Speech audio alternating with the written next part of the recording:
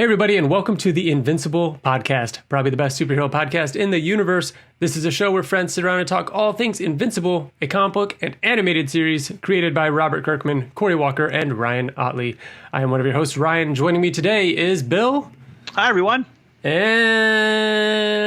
TJ. Oh, hello. It's TJ. What's going on, guys? Not much. Yeah. It's good to get back together. I feel like has it been a while or has it not been a while? It We has say that every episode now. not been a That's while. why.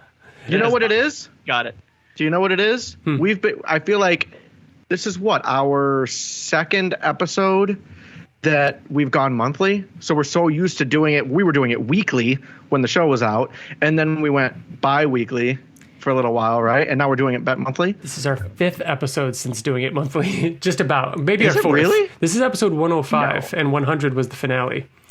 So we might have done like 105 or 100 to 101 weekly, but then, yeah.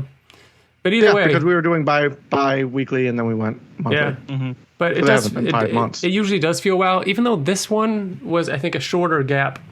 Since recording 104, there's not a whole lot in terms of Invincible news right now. So this is going to be a little bit of a shorter episode, but that's okay. A little more bite size. Doesn't mean it's not as good though. We did do our main topic already, and it was an awesome chat with Mike Borkowski, one of the storyboard artists for Invincible. But you'll get to that in a little bit. We do have a few small news items to talk about. First up, I wanted to give a shout out to the Cinema Wins YouTube channel for putting out their Invincible video. I think, does it have a title? One Villainous Scene. Invincible Takes the Subway. So it's, a deep dive into, and Cinema Wins being a channel that is more looking at media in a positive light and being more, positive about it, As opposed to fans like saying this sucks and everything. And just this looking is at terrible everything and stuff. negative about it. Anyways, this was a very good video essay. I really, really strongly recommend everybody check it out. Just a great look into a deep dive into really Nolan and his relationship with Mark and what that entails. Very cool. The other things, so we've got some variants. So I don't remember whether or not we announced that these variants were up for sale, but they're being shipped out to people. TJ, did you get any of these from GalaxyCon? Yes, I did indeed. I am not. Of course he did, Ryan. I'm not sure if they're still available. But No, if I think they sold out. Did they? But if you were able to snag them, they should be shipping out. You did, TJ, get the there was a blank variant, which is cool that there's now more blank variants going out there, as well as I have it right here, Raphael Albuquerque cover. Yeah. Who was awesome. He's a really cool artist. And he killed Invincible on This that is cover my first too. It was exposure awesome. to it. To what? To the his art. cover? His art. Oh, okay. I don't think I had been familiar with it. So these are previously. these are just random variants that they released? I'll show or you, like, though. okay. Raphael Albuquerque did. Oh God, I hope I'm not wrong, but the Scott Snyder vampire one that is super popular, and I cannot think of the name, even though I know it very well. Oh, I saw that on Twitter. Yeah. And then, of course, a blank one. So that's exciting. Those are out there. And then I just recently saw Sean Kirkham retweet another cover that looks like it's going to be coming to the Comics Vault Live WhatsApp. Sorry, Raphael Albuquerque, American Vampire is what he did with Scott Snyder. Mm-hmm. Anyways, yeah. So back to the What's Not comics. WhatsApp. Yeah. So the variant. Tyler Kirkham posted. He's like, "Oh, this is exciting because this is my first time ever drawing Invincible." No, it's not, because I have a commission from him from years ago, and it's funny because Tyler Kirkham and Ryan Ottley are like really good friends. Yeah, that looks sweet. It looks fucking sweet. So they're really good friends. They like go golfing together and shit, right? So I went to C2E2 a few years ago, and I got an Invincible from him, and he's like, you know what's weird? I've never drawn Invincible, and he drew it. So yeah, Really? I got the original. I forgot the which first one time that ever. is. So when we're done, you should send that to me because I want to see it. I'll hold it up to the screen. You got it nearby? The actual one I or got a it on photo my of it? Instagram. Or just send it to me and maybe I'll pop it up on screen. So yeah, that's cool. That's going to be maybe available at some point in the future through Whatnot. Maybe a CVL thing. Not sure, but that is a very, very awesome cover. I wanted to see what you guys thought of this. I don't know if you saw the results, but I put a poll out there because I was curious. Because every month or so, Fortnite is in the news because so and so has a skin in the game, and you can play as anyone and their mother. And so I was like, you know what? If Invincible skins came to Fortnite, and I don't know if either of you know how much a Fortnite skin would cost. Would either of you pay for them and jump in there and play? We talked about this on the last podcast, didn't we? No. I don't think so. I don't think so. We've probably brought it up in the past, TJ. I'm certain of it. I really don't like Fortnite, and I have no interest at all. But my son Riker does, and I would absolutely fund his ability to get whatever skin that would be and watch it for a second and be like, "That's awesome."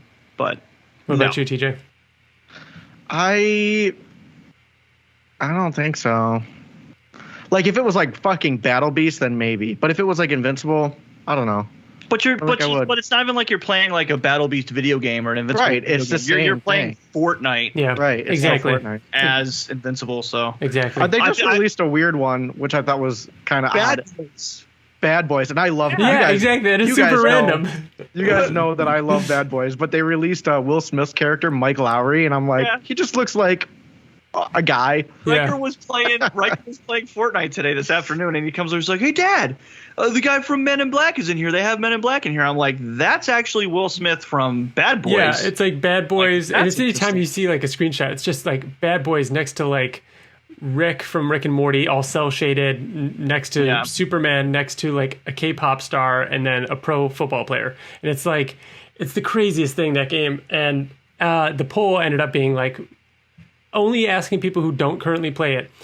50%, roughly 50% of people would buy it and jump on just to play it, even for a little bit. Take that for what you will. It's not too bad. I feel like I would have to. It would definitely be like a game or two, you know what I mean? A sitting or two, you know what I mean? You've played Fortnite more than any of us, though. Dude. Out of our friends. TJ, you like TJ and I played like when it first came out, like a little bit. No, you probably played more than. Yeah, I actually, with a older friend of mine, we kind of got into it more. I never was like crazy good at it though, because I mean, games like that. Oh, I know. Call of Duty, like I play Call of Duty with friends sometimes, and it's just the people on there are fucking ridiculous, but ridiculously good. There were some new merch items in the Skybound shop. I want to say they're only available till the end of this month, so if you're hearing this, they might not be available anymore, but they might have stayed on a little while longer. But if you got them, or if you didn't know, they are the back to school merch items. There were a couple things. A pair of shorts, which was interesting. The laptop case, notebooks. I really liked the Upstate University notebook. Yeah. If it wasn't $20, I probably would have bought it. But it was a little expensive for a notebook because I don't really need a notebook. But anything that looks like in-universe, I love. So that was pretty cool. And then the last thing I wanted to touch on was Oblivion Song, because we are also the Oblivion Song podcast. And TJ, I was hoping you'd be able to take that. Can you tell me a little bit about something that happened with Oblivion Song? So if you don't know Oblivion Song is obviously another comic by Robert Kirkman. Robert Kirkman announced the end of the series. So the most recent issue that came out was issue 33. There are only going to be 36 total. So now is the time to kind of jump on. I'm telling you, if you haven't read this comic, now is the time to do it. And the reason why is It was announced for a movie a little while ago, but just recently it was announced that Jake Gyllenhaal, fucking huge blockbuster megastar, is playing, well, they didn't actually say he's playing the main character, but we're assuming he's playing the main character of Nathan in the movie. So it's going to be a good one. So definitely check out Oblivion Song. The next issue 34 comes out September 22nd, which means that our next episode will go live September 24th. So keep an eye out for the podcast and read the comic. 3 issues left. 3 issues left. And check out, and TJ, you put out a great little breakout audio clip of you predicting Jake Gyllenhaal, like, what, 2 years ago or something? Yeah, 2019. That was awesome. Of all the actors in the world. I know, and the best part is it's not even like you just randomly pulled it out there. You pulled it out there, named like 5 other actors that people would probably name before him, and then said and then doubled down on Jake Gyllenhaal. Yeah. What are the odds, man? I love it. Crazy. And it's documented proof, so it's not just like hearsay, like, oh, we said Jake Gyllenhaal. Like, it's fucking proof. You found it, and then that's great. Posted it. So if you want to check out that clip, go to it's at Oblivion Podcast is our Twitter handle, but it's the Oblivion Song Podcast on Twitter. Check it out. We kind of know what we're doing here, guys. Yeah, I guess the exact release date of the animated Invincible show, and TJ guessed the fucking lead actor to Oblivion Song movies. So that's right. Stick around. Yeah, that's right. I'm up for a prediction.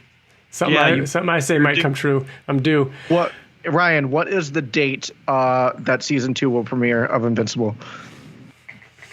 Make it early so it'll come true. I'll give you. Stick with Q1. Stick with Q1. No, hold on. Don't influence. Yeah. What year are we in right now? We're in 2021 right now. What year is it? February 2023. I'll give you a month and a year. Gotta give me a date. You gotta give me a date. I'll give you a date if I can look at a calendar. Yeah, get a calendar. I'll say the second Friday. The second Friday in February of 2023. So Ryan is saying February 10th of 2023. Not gonna Friday, happen. February 10th, 2023. There it is. There's a prediction. All right, moving on. Speaking of the animated series, we're going to go now to our main topic of the show, which was having Mike Borkowski, a storyboard artist for season 1, join us for a really, really lovely chat where we got to ask him all kinds of questions like, what do you do? How do you do it? And then wait, what do you do? Wait, we only ask the hard hitting questions here at the end of the podcast. No, we had it was a really great chat, and talking about the behind the scenes a little bit of the Think Mark scene, obviously, and his reaction to not only that but the reception of the show, and getting the job and things he'd worked on in the past. But it was great, and so that's coming up right now. Enjoy.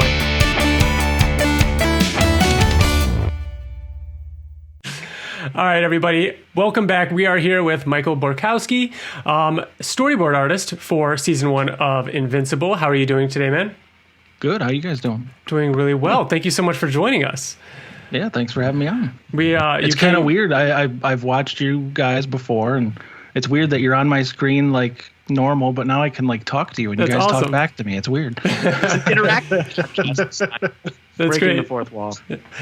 You came highly recommended from Jeff Allen. We had that fun chat with him a couple months ago, the supervising director on the show, and since then we've been really looking forward to having you on, because especially early on when Invincible got announced as an animated series, we became very aware of how little we actually know about the entire process. So it's been fun over the course of a couple years, meeting different people on Twitter, or just kind of thinking more about how the process actually works and what goes into it. Like, we couldn't believe that voices are recorded before anything's drawn, like that kind of stuff. And I think Bill just found that out like right before we went live, like just now. So yeah, but before we get into Invincible, can you tell us a little bit about like what you did previously, or if there's any other shows that you had worked on or anything like that? Yeah, I've been working in animation as a storyboard artist for I guess almost 25 years. Wow. And I started out as a cleanup artist, working on like Jumanji and Dragon Tales and Big Guy and Rusty the Boy Robot and Godzilla and stuff like that. And I've been doing freelance for the past like 20 years or so as a storyboard artist on like Wolverine and the X-Men, Ninja Turtles, different Avengers. Like Wolverine and the X-Men was an awesome show. It was a very underrated show. Really good, man. And that, oh my God, that finale too, like it was so good. Yeah. And I've done many different iterations of Scooby-Doo and all kinds of different things. And I've also done like sports art and children's books and things like that. So all kinds of fun stuff. Very cool. How does freelancing, how is that different from like whatever it was that you were doing before, like on Dragon Tales, or like how is that different? Well, when I first started out, this was the late 90s, I got a job at Sony Animation in Los Angeles, so I moved out there. I was there for about 3 years, and I was just a staff artist. I'd go in every day and, work on the show, and then, after the season was over, you get laid off and then go find work somewhere else, and then kind of got tired of that, moved back to New York State, and I've been doing freelance ever since. So, every few months I got to look for work, unfortunately, but so it can be difficult, but I've been lucky. How is that with... Go ahead, TJ. Go ahead. No, go ahead. Well, I was just going to say, how is that with... Well, trying to figure out how to word it, because you're TJ should have gone. Yeah, you're bouncing from different projects, but different projects have different, artwork or different art styles. Like, is that something that is a struggle, or is it because you're storyboarding? Is that not so much of a factor? It can be a struggle. Like I said, I've worked on stuff like Jumanji, Dragon Tales, Wolverine and the X-Men. Those are very different styles. So I've had to learn how to draw in different styles. Because you do need to, as a storyboard artist, you don't need to be usually exact on how the show looks, but you want to be as what they call on model as possible. Yeah, makes where sense. You make it look like the model sheet to help out the animators. But yeah, it can be a struggle, and some people are better at one style over another. I feel like I'm pretty good at doing stuff like Dragon Tales and then stuff like Invincible, which is you can't get farther apart, really. Yeah. It does not look anything like Dragon Tales, I can tell you that. So and I worked on Dragon Tales with Jeff Allen, and we used to draw. This was before Invincible was even a thing, but he would be on the other side of the cubicle from me, and I would draw like one of the dragons getting ripped apart and throw it over the wall, and I would wait for the laugh, and I would hear the laugh, and then he would send one over about 20 minutes later, and we would just That's awesome. Yeah. So what led to you getting onto Invincible? Well, Jeff Allen got the job as a supervising director, and he asked me if I was available, and I said absolutely. So that's how that happened. Yeah. And I like I said, I met Jeff 20-something years ago when we were working on Dragon Tales and Jumanji. So that's awesome. So I'll ask Go ahead. Did you read Invincible? Did you know about it? I was going to ask too. Yeah, I know it was, you stupid son of a bitch. You're a bitch. Look at your face. I had read it. I read it. I hadn't read all of it, but I had the first hardcover. Nice. So I had read that, and that's about all I had read up to that point. But that's you get the gist of what it's all about. Yeah. And since then, I have read the entire run of the comic. Mm-hmm. Yeah. So now are you? I'm sorry. No, go ahead, Ryan. Go ahead. You were already going. No, I was We're just gonna keep doing this. This is going to be the whole podcast. What do you do again? No. No, so are you a fan of, I feel like as an animator, you'd almost have to be a fan of comic books, but not necessarily. So what are you like a fan of? Like, are you more of a fan of animated shows, movies, like comic books? Is there a comic book you're reading that you love? I grew up wanting to be a comic book artist. Nice. So that was my first love, like comic books, and so I wanted to be Jim Lee, I wanted to be Eric Larson, I wanted to be those guys, and ended up just kind of getting into animation because at the time there was a huge animation boom, and they were just basically hiring tons of people. So I got my foot in the door, and I've been there ever since. So I do love my favorite thing is working on these superhero shows. I've done other shows where, I'm just doing it because I need a job, but when I'm doing the superhero stuff, I feel like that's my bread and butter. Nice. And so what is it like early on in Invincible? Like we talked about before, not really understanding too much of the process. So you're just getting like, is it, and I'm trying to think of what Jeff described it as, basically like an assignment. Like, okay, Mike, we want you to do this section, and here's the audio for it. Do you know the backgrounds yet? Do you know anything at all? It's kind on this show specifically, it was kind of different because when I came in and when Jeff came in, a lot was already started. So I remember my first scene that I worked on was, I forget which episode it is, but when Nolan goes to Darkblood's office. Oh, nice.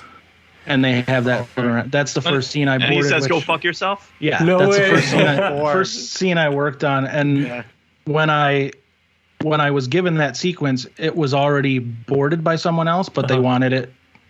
They, just wanted a different direction on it. So that can happen, or they just give you the script, they give you the audio, they give you the designs, and they just say, go, Wow. Like a whole sequence can be boarded and you go in and just change things here and there to make things work better. So there's different ways. Which one is revisions? Is that completely redoing like you did with the scene with Damien, or is it like just coming in and tweaking something, or is that both kind revisions? Of both, yeah. Okay. Both of those are revisions, yeah. Okay. Anything where the sequence has already been boarded, you're doing revisions, or sometimes you're just cleaning stuff up. Everything's good, but the drawings are very rough and they need to be cleaned up and put more on model. So I'll do that stuff too sometimes. Yeah. So when you're storyboarding, so we've seen some storyboards that you've done, specifically like the animated version of the storyboard, but animated version of like the Think Mark scene, and it's the show. Like, it looks exactly like the show. So when you're storyboarding, like, what is it that you're looking at to reference that style of art? Like, how does that happen? Well, we have the model sheets of the characters and we have the backgrounds. For that sequence, I did look at the comics to try and I would try to. It's really tough because a lot of people want their comic book adaptations to be exact panel by panel, but you kind of can't really do that because they're two different mediums. So, but I did look at the comics and see if there was anything I could reference or, hit that one shot. So I would definitely do that. But for the most part, you're just given the script and you're given the audio, and then you just got to make it work. Mm-hmm. That's such an interesting thing. And something else I wanted to make sure we talked about was that actually, like, how do you know when it's too much? Like you don't want to be too faithful to the comic, but and I know saying faithful is the wrong word, but like you're saying, it just doesn't work sometimes, and that's fascinating to me. That it's not that we didn't want to. We wanted to try and change it, but it just might not look right animated for that sequence and for it to be framed that way. And that's fascinating to me. So in the script, let's say just for that specific scene, the Think Mark, in the script, does it say like Nolan? Does it say he points to his head? Does it say like squatting over Mark Bloody? Like what, or how much is like you being like, I feel like he would look like this, and this is what? Well, because I remember even early on, someone pointed out the fact that he does this, and it was kind of the Whiplash thing, right? You know what I mean? Like, you know what? Yeah. Totally. Didn't even have it in my head. Yeah. But I saw that, and I was like, oh my god, wasn't even thinking of that. No, I just get the audio. I get the script, I read the script, and I don't have the audio yet. So in my head, I'm thinking, okay, this is how I would read this line, but I'm not an Oscar-winning actor, so what do I? Then I got the audio, and oh my god. Yeah, right? I heard J.K. Simmons do those lines, and I'm just like, oh my god, I gotta bring it with the acting on this. Dude, I couldn't even imagine that feeling of hearing those lines from him, and then just so much responsibility. It was unbelievable. And usually when I'll listen to the line and I'll I'll kind of get a view in my head of what I think they would be doing with their face, with their hands, with their body. And I don't know, everything I did is just what I envisioned when I heard his lines. So do they film them? Do you ever get video footage of them doing lines? I mean, I guess they did film them because I've seen them post things, but I was never given anything. Interesting. I never saw anything. Because you'd think that would help, too. Audio. Or not? I mean, maybe it would help, but I kind of feel like it might box me in a little too much to where I'm like sticking too faithful to that instead of just doing what I hear and what I think would work with the way I have it constructed. And then you're referencing J.K. Simmons and not the character model maybe a little too much, or sure, maybe.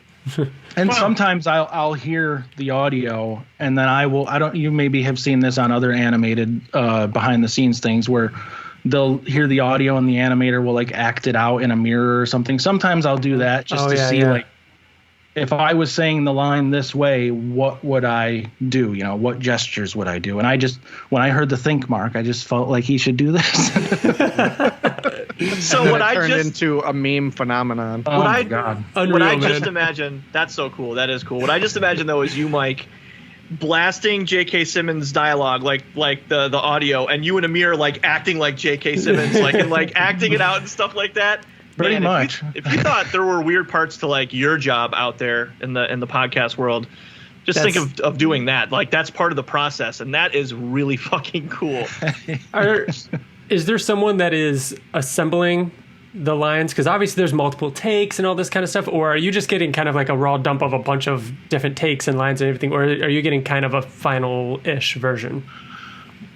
They give us each line separately so that we can place it into our board. And sometimes there are alternate takes.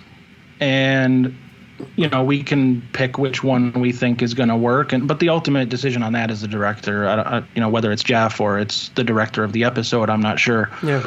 But I will pick whatever one. If there is alternate takes, I will pick whatever one. But I don't think there were any alternate takes on specifically that scene in episode 8. Mm-hmm. It was just that good. Oh, ridiculous. Yeah, I can imagine. Kind of on line with that, is there any examples of things that you could think of that were tweaked, especially if you can even share it, that might have been different, or an example of drawing something one way and it coming back and like, no, we need to go a little bit more like this, or anything like that? Or you were kind of at the stage where you were coming in doing the opposite and tweaking other things. So, well, I think when I came on, I think 3 episodes had been very heavily worked on, and then the rest of the season had a ways to go. Yeah. But yeah, what was the question again? I any examples of things that might have ended up different than what we've seen? One thing that we did a ton of work on, even in post-production after it was animated, was the first episode, the White House battle. Oh yeah, Jeff talked to us a bit about that too. We completely revised that because it didn't work when it first came back, and it was honestly a little bit boring. Yeah. And you can't have the first battle of the first episode of a brand new show be boring, and people are just like, no thanks. Yeah, I understand. So before we hit record here, we talked a little bit about like Jesus, you made me so nervous, TJ. I thought my heart just sunk. Like, what do you mean? I was like, wait, we're not recording? Oh my God. Before we did hit record, we were talking about how when you worked on the show, it was obviously in the middle of the pandemic. So what was that like, having to work remotely on the show? I imagine it had to have been more difficult. For me, it wasn't, because it was actually fantastic, because for the past 20 years, I've been working as a freelancer in upstate New York, where most of the places I'm working for are in Los Angeles or New York City. So I'm usually given an assignment. I draw it, I hand it in, I get notes, and then I make changes on the notes, and then I hand it back in. And there's not a whole lot of interaction with the crew. Working on Invincible was the first time in 20 years I felt like I was part of the crew. That's cool. Because we had meetings online, just like I'm meeting with you guys all the time. It was very collaborative, and it was fantastic for me. And that probably would not have happened without COVID. Yeah. Because they would have all been in their studio working together, and then I'm sure they would meet with me once in a while, but it wouldn't have been like it was. I think. And then it potentially is just supervisors overseeing different departments, but at least when this has kind of become the norm, it's just easier to just everybody pop on and have this kind of meeting. Mm-hmm. So when you were like in an office or on like in whatever building you were working on, or like were all the storyboard artists like in a room, like a cubicle, like? So would you all have mirrors and then you just randomly see people like walking around acting out scenes? Like, would you feel comfortable doing that in that kind of environment, or does it make it better when you're at home? I think most artists have a mirror nearby. Interesting. It's so cool. Even if you're a comic book artist and you need to draw a guy going, and you want to see what that looks like. So you just do it real quick and go, okay, that's what the teeth would look like. That's what the lips would look like, Yeah. So that's not really a big deal for us. Out of the ordinary. I do see like comic book artists that will, like, if they're trying to draw somebody like point a gun in a weird way, they'll have somebody take a picture of them doing it and then draw that. So absolutely. Yeah. You know how many times I've had to look at my fist in different ways to see okay, that's how the knuckles would go. You on your website, you actually have a couple of the animatics that you put together with the audio through and everything like that. I love the one also with of the Guardians showing up at their base, and I remember watching that scene and being really excited about the way Duplicate just kind of walks into herself to kind of reabsorb one of the clones, as well as the there was something else. Oh, the way like Shrinking Ray kind of like embarrassingly shrinks. At one moment when she says they're talking about King Lizard's gun, and and it's also cool that in that scene that you got to draw the Lizard League. Like they don't really show up anywhere else except in the hologram form that you put together, and also that scene having the hologram. Like that's a crazy scene when you think about it. All the stuff that is going on in that. That scene took a very long time because it's a long scene. There's a lot going on. There's a lot of characters. That scene probably took me quite a few weeks to storyboard from start to finish.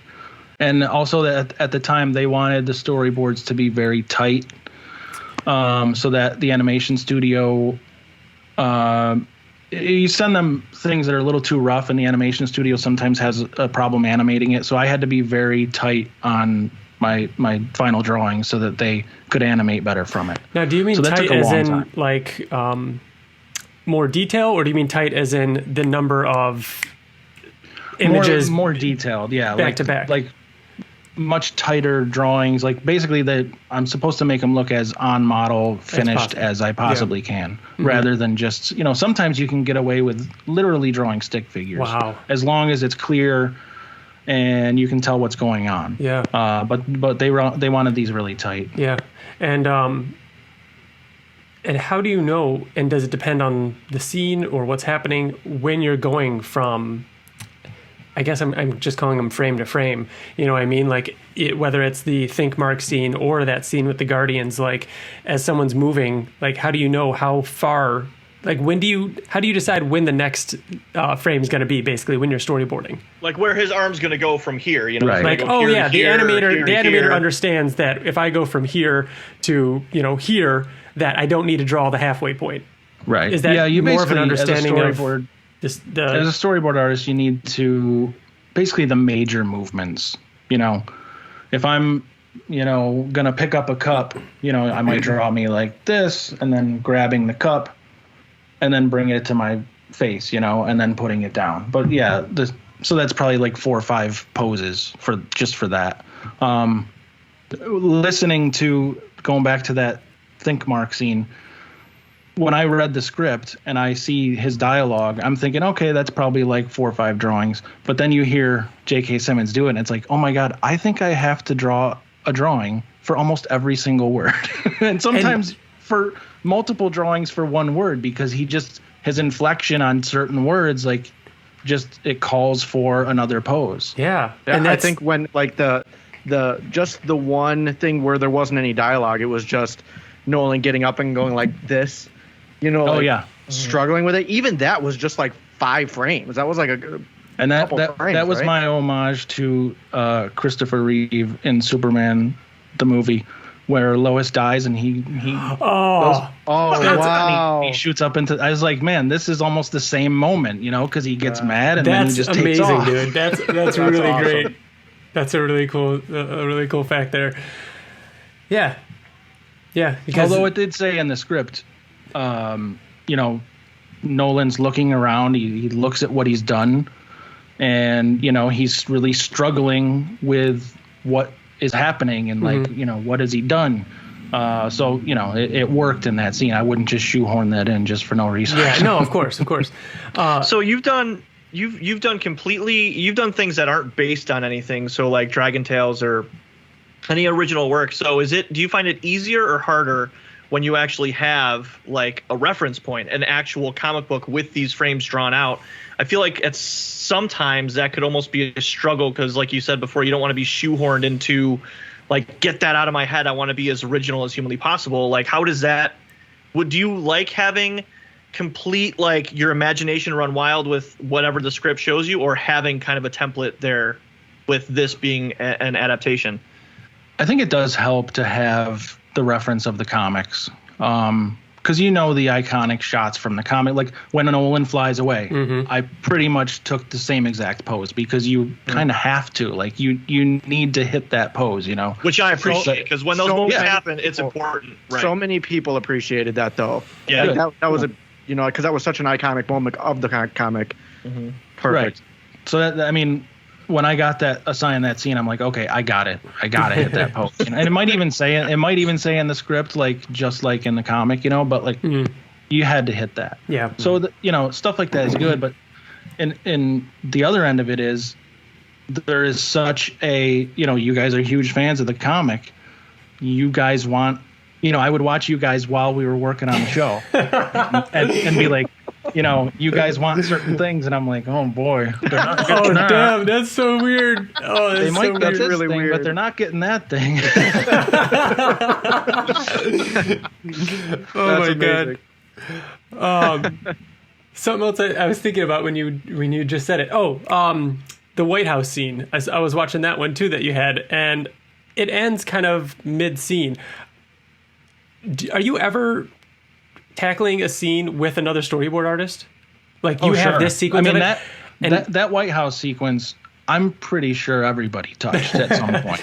So how does that work with that? Like, are you're assigned? Okay, you got this until the Maulers throw those guys up in the air. Omni-Man and the Immortal save them or whatever, and then it just cuts. Like, are you ever like? Do you ever go a little bit further to give the next storyboard artist their space? Like I'm trying to picture how you guys just don't have a bunch of things that don't feel like they fit together. Well, on that one, I had done a lot of work on that entire sequence, but then this was getting towards the end, and Jeff basically said, hey, that scene where Immortal grabs those guys and he tosses them in the air? Yeah. We need you to reboard that. So basically taking it from, and I think I have it on my website, that short little sequence is the only thing I did in that little window. So he just you cut over to Immortal fighting one of the Mauler twins. He's throwing the guys up in the air. Omni-Man grabs them, and that was it. So it's totally normal for them to get storyboards of a scene, and it just kind of, not drastically, but kind of pretty clearly change storyboard artists. Like, okay, that looks a little different from the previous scene, and now this scene looks a little different, and this scene was worked on 2 years ago, and now this one, and it's up to the animators to just kind of put the coat of paint on it that makes it all even. Yeah, because if you look at the actual animatics of the storyboards, you can tell there's different artists who worked on it. But yeah, that's the job of the animator to make it all, and that's why they have the model sheets. They go make sure everyone looks the way they're supposed to look, because in the storyboard, it's completely different styles. That's great. I mean, we're supposed to stay as on model as we can, but it's just not possible because we all have our own different styles. Mm-hmm. I just can't believe that it's as crazy as thinking that there with one movie you'll have like 80 directors and you're like, well, okay, Steven Spielberg, you did a really great job on this scene, but can we get Christopher Nolan to like just direct this one little scene? Like that, well, because we not originated, but this podcast started because it's like comic book, one writer, rotating artists between Corey and Ryan, couple different colorists, and it's like, this is all you got. Like, this is the team. And now it's like there's dozens and dozens of people that have touched this. We're so stupid. Like, and we're so ignorant. Honestly, I mean, you've obviously listened and watched, but when we're like, where's the show? Why is it taking so long? Like, what an ignorant thing to say. Which, no, I mean, as a fan, I get it. Look, I can't wait for the next season of The Mandalorian, you know, but it takes a long time to make stuff, you know, especially with COVID. I think, didn't Robert even say, like, if it wasn't for COVID, this show would have come out. Yeah. You know, probably a year earlier than it did, you know. Yeah. Right. So yeah, but yeah, it takes a long time to do this stuff. Oh yeah. What a scary thought, because who knows what it could have been. I honestly think it could not have been executed better. Yeah, we were so happy with it. But yeah, I feel like whatever iterations that it went through, like, helped the team, like you said, like the camaraderie and how you as a storyboard artist felt for the first time, like part of this group. Who's like, you feel that in this show when you watch it, you feel the love that went into it. And I feel like had it come out a year prior, would we have been happier that it came out sooner? But would it have been as like good? I don't think it would have been as good if it came out sooner. That's crazy. Thank you. Then. And definitely everyone that worked on this show. I mean, it was definitely, look, it's our jobs, of course, but it was definitely like a labor of love. Like, we all really wanted this thing. We knew it was something that could be cool and different in the superhero animated space, and you know, we all put our all into it. Yeah, and it showed. It was so cool seeing so many different creators that worked on the show on Twitter, just like gushing about how great of a job it was and how happy they were working with such cool people. Putting so much into that too over such a long period of time and being such a big part of the show. What was it like seeing it kind of come to fruition and seeing the you know, it basically be successful? The entire reception of the whole thing. I've never worked on anything. I've worked on a lot of shows over 20-something years. I've never seen a reaction like this. Like, seeing the reaction videos on YouTube was just, I mean, I was in tears, like, just like so proud of the show, and just like, it was unbelievable to see, you know, people's reactions to, especially the end of the first episode, where they're just like, what the? Yeah. And I'm just like, yeah, it worked. And then seeing people's reactions to the final episode, and you know, personally for me, seeing that, because I did the sequence towards the end where Mark and Nolan are on the mountain, and all the, you know, where will you be, or what will you have after 500 years, and all that stuff, and like seeing people's reaction to that, which I know it's a huge, it's going to have an impact whether I did a great job or not, but I was so happy with how it came out, and seeing people's reaction to that was just, man, I've never had that feeling from anything I've ever worked on before. Like, it's just, I was so proud of it, and it was just great. I mean, we've read it and we've talked about it a million times. It's an ongoing theme. Like, at the last issue, the last thing, oh, what will you have in 500 years? You know, the little that he has at the end. Like, it's so iconic. And yet, dude, like,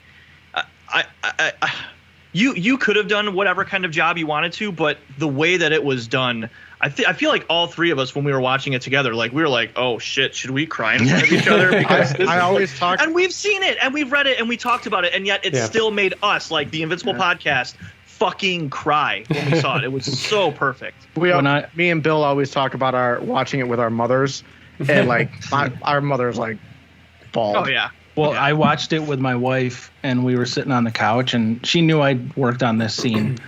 And when that scene ended, and I don't even know what happened to me, I just started absolutely bawling, because I was so proud of it, and I just felt like the colors, because when I do it, it's all black and white, and like, so the colors and the music and the acting, and like when it all came together, I was just so proud of it. I just started bawling, and like, she looks at me and she's like, oh my God, are you okay? I was like, I was just so, man, something just hit me, like, man, I was so proud of it. Just everything coming together. Oh. Yeah, it was perfect. God, it makes so much sense when you watch something that is so good like this show and you hear about these types of feelings and emotions that went into it. It makes so much sense. Like, God, we're so lucky to have had this show. We're so fucking lucky. Thank you a million times. Yeah, like, of honest course. to God, to you and all the I'm so glad you guys like it because, like I said, I've been watching you guys for a while. I would see you guys get excited about it and like, where do you think season 1's going to end? And like what do you think's going to happen in season 2? And like, how far do you think they're going to go? And it's like, we wanted to make sure the fans were going to be happy. Yeah, yeah. That's great. You guys nailed it. Thank you so much. And I we'll wrap it up here, but I wanted to give you a shot to, announce anything that you might be working on or talk about, where people can follow you or find you or anything like that. Yeah, I mean, I'm doing some storyboards on other shows right now that I can't talk about, unfortunately. But if you go to michaelborkowski.com, a lot of my work that I've done over the last 20-something years is on there, including some of my Invincible storyboards. Yep. All the links to my social media is on there, and yeah. Awesome. Thank you. Thanks again, man. This was so great. I had a really great time doing this. Yeah, feel thanks like for having me. It's fun. Being animated now, like having the animated series, and that's what we're going to be talking about. We needed this interview to like understand how to like talk about it going forward. So we appreciate having you on the show. Know so little. I know. about it. Yeah, that's true. But we've learned so much from Yes, talking for to all sure. you guys. Yeah, So, of course. again, Thank thank The you. little bit that we have. Like we said, there's so many people that go into it. We've talked to a supervising director and a storyboard artist. You know how many other? Yeah. we still need to get Jason Mantzoukas-san. We need to get that side of it. That was number one. fun storyboarding his stuff too. Like I had that whole wreck sequence in the in the Guardians of the Globe headquarters. That was fun. Yeah, that's great. All right, man. Thank you again. Thank you. See ya. See ya. Bye.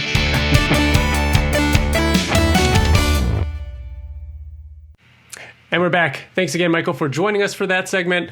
And we really hope everybody enjoyed a look behind, the scenes a little bit on what goes into storyboarding and creating the animated series.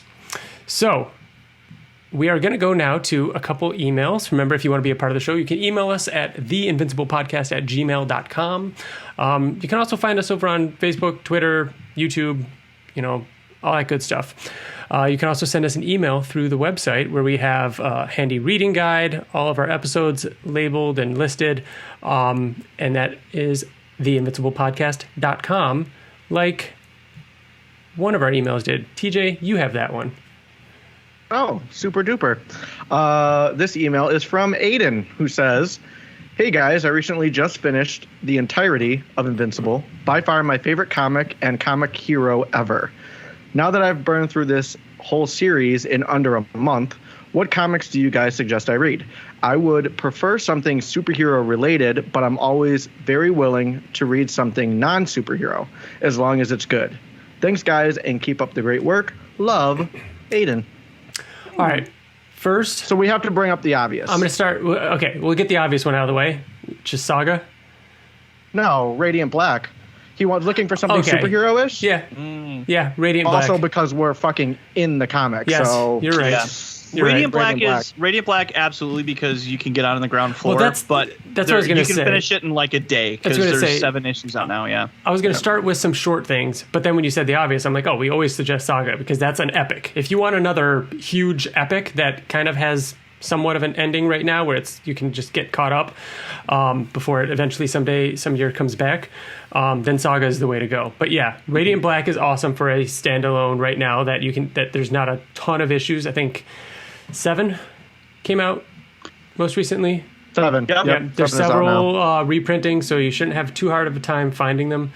Other than that, The writer of Radiant Black is also a diehard Invincible fan, and yeah, so yeah, and definitely again, check it out. there's a little Easter egg of us in there, which is really fun. Then, which was so weird seeing us in Barnes & Noble, man. Well, I was there with Katie, and then we were about to leave, and I'm like, wait, actually, 1 second. And I went over to I the saw graphic it there novels. last time I was there too. Really? I went and picked it up too. Yeah, a little while ago. So weird. After it came I out. feel like I'm gonna go and I'm assuming there will be many people looking at all the comic books, and I'm gonna pull it out and be like, look at this. Yeah, look. And I'll have my face. That's me. Yeah. Yep. And they'll be like, pull out your ID, show right, it. That's bro. my name. Sipping their Starbucks, like, okay, man. What was it we were just gonna say? What were you saying? Other comic books. Oh yeah. I Saga, recommend yes, anything by Daniel Warren Johnson. If we're talking like single trade or only a couple trade long, like Extremity or Murder Falcon, he's doing the. I will recommend anything by Donny Cates. Fucking Redneck. I always have to. Anytime anybody asks this, I have to throw out Redneck. It's one of the best comics that I've read. If you like Marvel Check and that MCU stuff, Donny Cates did Thanos Wins, which is incredible as just kind of a standalone story. Sorry, I don't mean to keep interrupting you, but to double down on that, I'm not a big Marvel guy, and I fucking love that story by Donny Cates. Thanos. It is a good story. Yeah. I never read any Marvel, and Ryan, I think you made me read that, and I was like, oh shit. Do you still have my copy? Yep, probably. I was wondering about that. Sorry, I was part of me was hoping you did it because then I could go buy the hardcover. Oh, I don't have it. Ah, darn. Yeah. And then after that, read the follow-up, which is Cosmic Ghost Rider. Cosmic Ghost Rider with Donny Cates and Dylan Burnett. That was so good. Yeah, love So that good. too. So yeah, there's a handful of recommendations. I've got an email here. This is from Judd. Judd says, "Hi guys, this is Judd, the Canadian who suggested that Steve's character on the TV show could one day become Powerplex.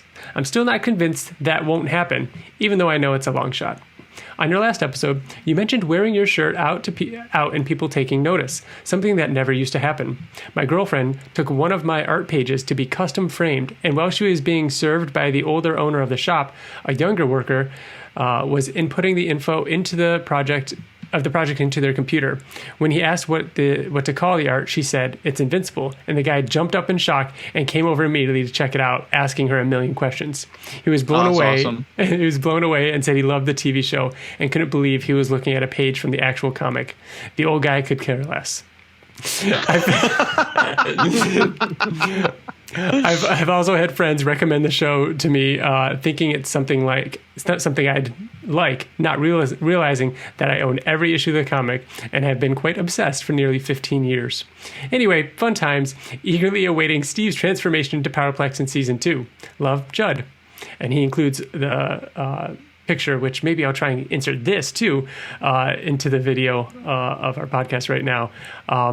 Awesome page, and I love this, man. And I have an example of this, so I might do this. I love anytime they put the I'm going to send this to you guys right now. Anytime they frame the pencils next to the inks. The inks. Yeah. So it's a page of Debbie and Tara. If I zoom in, I can get the exact issue number because I'm trying to remember. That looks sweet, like on the 137. white wall behind it too. It just awesome. Looks really classy. Clean. Very clean. Yeah. Awesome, Judd. Thank you so much. There's nothing better than getting that feeling of like not too long ago, something similar happened to me again, where I had to get like rewiring for cable. Mm-hmm. And there were two cable guys that came in, to my place, and one of them, the younger one, around our age, maybe a little younger, saw the wall behind me of original art, and he was like, "Holy shit!" and like flipped out, and I was like, "Oh, awesome! Have you read the comic?" He's like, "No." I was like, "Don't look too closely." Don't look. Yeah, you don't want to. He's like, "All right, I won't." He's like, "I won't," but yeah, it's awesome when you get that. That's kind pretty of cool. Validation of shared love it's out in the world now. So yeah. Which, speaking of, I didn't know you got that T-shirt, TJ. I like that one. Oh yeah, it's got on the back. It's the same thing as the front. It's like it's all their backs, right? Exactly. Yeah, that's really cool. I like that one. I was hanging out with a friend of ours today, and he was behind me. He's like, "Why is your shirt on backwards?" I'm like, "It's fucking not, dude." Oh, so it actually says Invincible backwards too? Yeah, it's literally them funny. gathered around Invincible backwards. That's funny. Yeah. All right. Before we wrap up, is there one or two things that you guys have really been into lately that you just really want to share? Something you've read, watched, played? I'll start. I did finally finish Ultra Mega. I had read the first issue a while ago, had gotten all the issues, but didn't, just for whatever reason, read them all. They're double-sized, and there's 4 of them. But I just sat down and finished them all within the last couple of days, and it's just fucking crazy. Did you end up reading the whole thing, TJ? I didn't read the most recent one, but other than that, yeah. Yeah, and then there's a little side story in Skybound X and everything. Like it was really. Oh, I got to go back and read that one too. You should. It doesn't spoil anything that one. for like you can read it after you read issue 1. Like it was very, very good. It's crazy. James Herron is insane. It's just like crazy, insane kaiju type action. Some of the goriest stuff I've ever read too. Yeah. And we've read Invincible. Yeah, dude. Yeah, Bill. Yeah. I think you'd do You it. guys should give it a go. I think you'd like it. Yeah. 4 double-sized issues. I'll share. Okay. We As long as I talked a get little them bit on Oblivion Song about this, but I did just get a PS5. I fucking, in like 2 sittings, beat Miles Morales. Blew That's through crazy that. to me that you went through that so fast. It's so short. Would you It's agree so short. that it is that from a gameplay standpoint, it is better than Spider-Man? first No, game? I don't agree. Really? I think I thought- gameplay it's better. Yeah. Ryan? No, in all cases, I actually might have liked Miles Morales more. Well, okay, so gameplay-wise, maybe. It's been a while since I played the original Spider-Man, so maybe. But story-wise, for me, it wasn't even close. Not even Man. close. Yeah. I remember there were so many shock factors in the original, like in Marvel Spider-Man for PS4, when it originally came out. Yeah. But I don't know. Maybe the gameplay. It's just been a while for me to really pull that. But I just started Ratchet and Clank, and I've played every single Ratchet and Clank game ever put out there. I always play that. Mm-hmm. I've been waiting, obviously, to play this for PS5. I'm like maybe an hour and a half into it, and I already think that this may be the best one. It has potential to be the best one. Just the dimensional rifting, how fun that is. That looks awesome. And is it gorgeous on your TV? It is. It's beautiful. Yeah, I bet.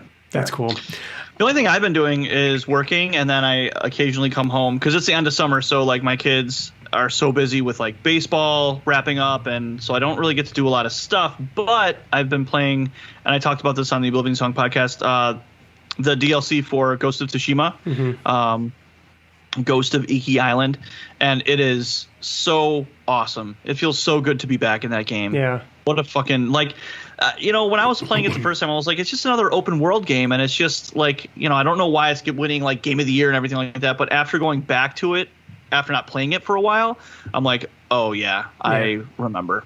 So Awesome. Give it a go if you like the original game. You have to play this. I plan on playing it over the winter. That sounds like a really good winter game for me. After my busy season is over, I can jump into something nice and meaty like that. I'm also really excited for another MCU movie in theaters this weekend with Shang-Chi, and What If is obviously amazing. And What If's great. Between those two things right now, and like Marvel is just like sustenance right now. I'm loving it. Or Shang-Chi is going to be probably my favorite Marvel movie. I'd say within the last.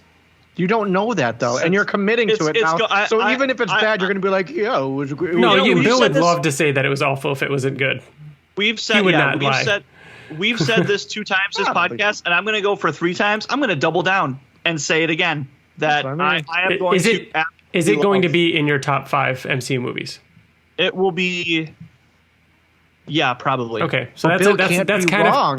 He's gonna. That's kind of quantifiable. We could figure that out. So okay, so I'm hearing really good things about it. So I am excited about it. I will say the thing is that like one thing that Marvel does well is super quick fight scenes, like Civil War, like the first time we ever saw Black Panther in Civil War, like all that fighting with Black Widow and like all that stuff, like they do all that stuff really well, and that's all this movie I think is going to be. I'm hoping that the story can hold it up, cool and it's not just good. It's pretty cool because that of the fighting. Disney Plus put the Iron Man 3 one shot or whatever out on Disney Plus just to watch. All Hail the King. So if you haven't watched that, definitely watch that, because that is definitely going to tie into Shang-Chi and then connect all the Mandalorian stuff, or not Mandalorian, Mandarin stuff. Yeah.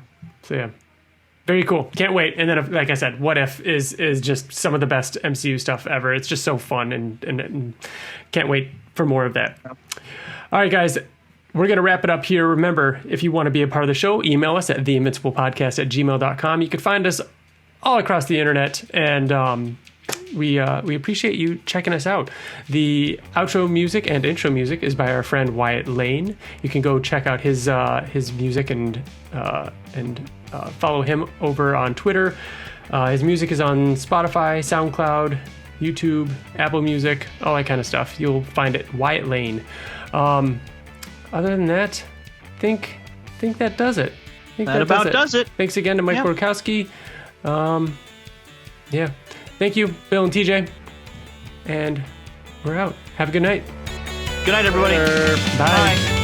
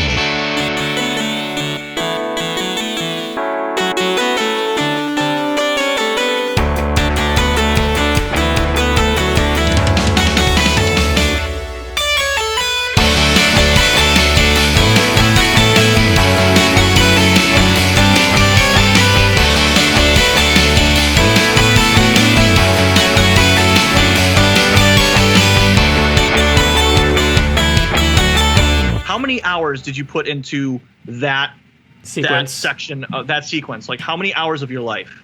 Weeks. Wow. Weeks. Wow. Because I had in that episode, I had everything from when he crashes Mark through the cruise ship until the end of the episode. Oh my God. Oh, wow. So you got the avalanche, you got the battle, the discussion, him flying away, lifting him up. Yep. And then you got him, Mark with Alan the alien. Holy crap. So including Eve and everybody in the diner? No, I skipped that episode, or skipped that scene. Someone else did that scene. And then I ended up doing, Mark I did the flying. end with Mark flying out. Right. When Mark leaves Burger Mart, I pick it up where he flies up and his That's uniform cool. I love that, comes dude. off, and then he goes out into space and he sees Alan, and I did all that stuff. The montage. Which montage? Right at the end, and he says, "What are you gonna do?" Oh yeah, next? I did. Yeah, you did all those scenes. I did all those That was montages. great. Yeah, Dude, that's so cool. Stop it.